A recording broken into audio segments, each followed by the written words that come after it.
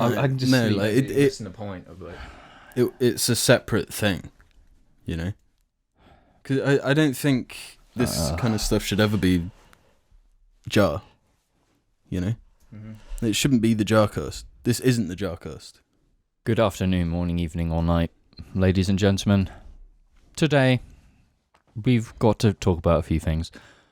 We've received a bunch of questions over a couple of months now regarding the status of a certain member of Jar Media, and our hand has kind of been forced now. We need to talk about what is going on and what is the future of this relationship and what we're going to do. Yeah, so where to begin? Obviously we're talking about Reuben. We're talking about women. Yeah. He's the R in Jar. He knows that. He's displayed very little interest in wanting to communicate with us or know us on any level outside of Twitter, but I guess we can mention that in a minute. We've tried just ignoring it to see if it will go away, but it's clear that that's not going to happen. Over the last few months, this has been this has been a situation that's been ongoing, and we've kind of been unsure of how to deal with it, given what we have and what we've known. We've just been unsure, so we've just kind of been waiting on it, and it's now that with events arising that we kind of have to talk about it. We've got to actually tell the Jar fans what's been going on. Well, should I say what has ultimately been the straw that broke the camel's back or whatever? Because we have been fine just ignoring the whole thing. Yeah. Okay, I guess he doesn't want to know us or be part of it anymore. That's fine. Got no issues with that. But the way we found out is so just I don't want to use words I'll regret. Unprofessional, I guess. And I know it's it's Jar. Using the word professional might be weird, but it's at the end of the day, behind the scenes, we do treat it as a professional thing. We've been doing it every week for fucking years. Yeah, and but it's something we've built together. And the reason why we've been so consistent is we're straight to the point with Jar, and we treat it as it should be treated, and that's why we are in the position we're in now. And but yeah, so the last few days, I just happened to be looking at my letterbox, and I saw that I'd been unfollowed by Reuben or whatever. I thought, oh, that's weird. But then went to Twitter and saw, oh, he's still following me on there and everything. But I mentioned it to you guys, and you were like, oh yeah, I've been purged from Discord, from gaming platforms. And then I went to my Facebook, which I never go on ever, and saw he'd removed me on Facebook and stuff. And he's done the same to you guys. I've checked the same. He's removed me basically off of everything that wasn't Jar facing. So anything that Jar Media fans won't see, we've all basically which been again is fine. He can do that if he doesn't want to associate with us anymore. That's absolutely fine. Yep. But what got under my skin was that going back to Twitter and seeing, oh, we're mutually following on Twitter still. That's interesting. If you want to distance yourself from us, why are you still specifically engaging on the clout? The kind of Jar Media has kind of Twitter brought. is the why am I blanking on the word? Networking platform. Yeah. That's gross to me. Super unprofessional. Super weird. Yeah. Would have been cool to get a message or have it addressed to us in private in some way instead of just blanking us and disappearing. So kind of how this started was he was obviously on the Corncast. We did the first episode when Corn just started, and he wasn't on because we were just trying to adapt quickly to this situation. Then obviously we invited him back onto Corn because it worked. And through the whole Corn thing, we were communicating regularly. Then basically kind of as soon as Corn stopped, the communication kind of really halted. I basically haven't had a conversation with him since then. And that's when over the last week or two, we noticed that he just got rid of us from everything that Jar Media fans can't see. And that's basically led us right to this situation right now. Super shitty way to find out. Yeah.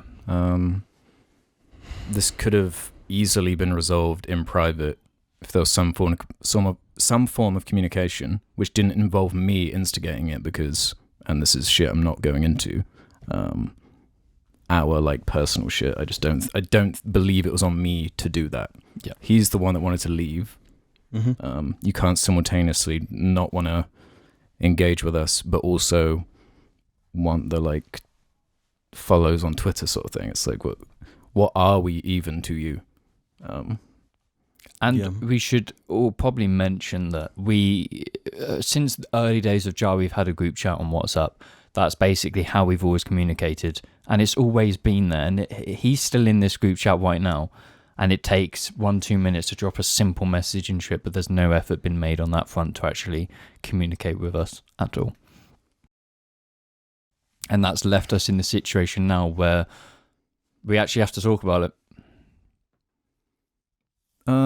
Yeah. I guess the thing that bothers me is our audiences are obviously intertwined, and not knowing the truth of like what's actually going on or whatever leaves a bad taste in my mouth, whereas I don't think this kind of behavior should be like rewarded No, it doesn't need to be in any way. So it bothers me seeing people in the JAR audience, passionate members of the audience who we've like known for years and have engaged with the community, have been really positive, to, I don't know, because it always like boils down into like, oh yeah, I bet like I've done something or whatever, and it's just, I don't know, gets under my skin. And this shit's just like actual nightmare for me. You'll notice on IHE, I've somehow managed to avoid like drama aside from like Derek Savage shit or whatever, because I think it sucks. Yeah. But yeah, ironically, it's come from the private side more so than anything online. Yeah, that's sort of the worst aspect, because again, we were getting all these questions, and it would have been nice for Reuben to sort of step forward and that's all it would have and taken, say is like just one tweet or something, if that's what you wanted. The truth is, we've been thinking about addressing this for a long time, since probably before we ever even got questioned. Yeah. Mhm. Because Reuben never seemed that interested in continuing. Yeah. So with this. Yeah. Not interested. Since the university days where he moved away, he's basically never spoke about JAR or made any proactive approach on what he wants to do with JAR. And that kind of very strongly comes across that he doesn't care about JAR or the viewers or us, like, at all. Mm-hmm. So that's why it's been you kind of were speaking more during the Corncast era.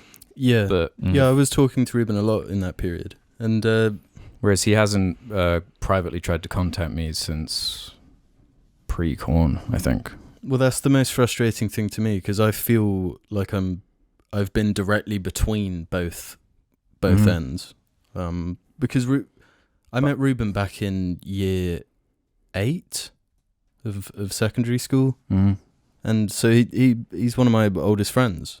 Mm-hmm. So to have this awkwardness between literally my brother, Mm-hmm. my oldest friend, and one of my oldest friends, it's a real tug of war. And emotionally, it's been like Mm-hmm. pretty wild. But I don't know what I've done. Like, what have I done to deserve it? Yeah. No, I'm not putting any blame on you whatsoever. No, I'm just saying I want to make that clear. Like, I don't actually know why. We've all been, it's just because there's been a lack of complete communication entirely. We have no idea what the actual deal is.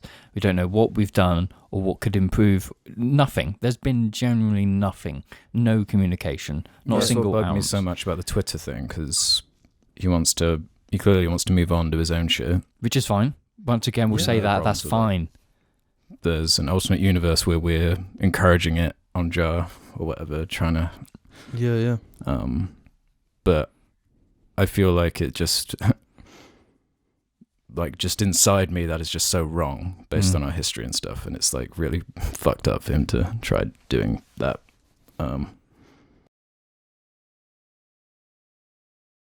Yeah. So, you know, if it's not obvious to you, he'll never be back. There's no guest appearances. The R in Jar is not him anymore. It's gone, you know. That's what we're just having to do given what's happening. We've got a new intro being made. Yeah. And I think which I've been trying to get sorted for ages, but this question has always been, so what do we do? Yeah. We've just been, I don't know. But we've kind of been forced to just decide at this point, because it's just like enough. Yeah, enough's enough, and we need to just it needs to be said, and it needs to be done with, just so that we can all just move on. And it's like some people might have noticed that it's been a long time. Like the whole new set, it's been designed around 3 people for a reason. Mm-hmm. This has just been going on, and this is it. You know, this is the full stop. Yeah, ideally, if it could just be okay, you go do your thing. We're happy doing our thing, but we can't continue to do our thing without addressing the our thing. It's kind of our fault for naming it the way we did. If anyone's making their own shit, do not name your shit based around the people in it. That's a big lesson I've learned. Yeah. And that's all I can really say, is that I've learned some harsh lessons, basically. Yeah. It bothers me a lot that, you know, Jar has been our thing. We've been going 5+ years now, and it's something that we're so passionate about. We put so much effort into, and it's just horrible to see that someone will just turn their back on that completely and just walk away with no regard for it, for everything we've done and what we've built. The fans, to walk away from that with so little like care for it, it's really horrible to see. It's like the Jar fans, we deserve so much better than for that to happen. But like, it's supposed to be fun. The whole point was that it's like an excuse to meet up every week and just chill, and just talk about bollocks, just talk about shite. Yeah, have fun. Yeah. But on the flip side, the worst part of it to me is the friendship that's been broken over such. It's not because of the podcast, though. No, that's what I mean. Like and it's affected this side. Yeah. Which is the combination of those two things is immensely frustrating. Mm-hmm. Yeah. It's like one of those things where it's like, I just have no idea how to approach this. It's just lose-lose from every angle. Didn't have to be this way, but no, we are in the situation. So, and we're just dealing with the situation the best we can.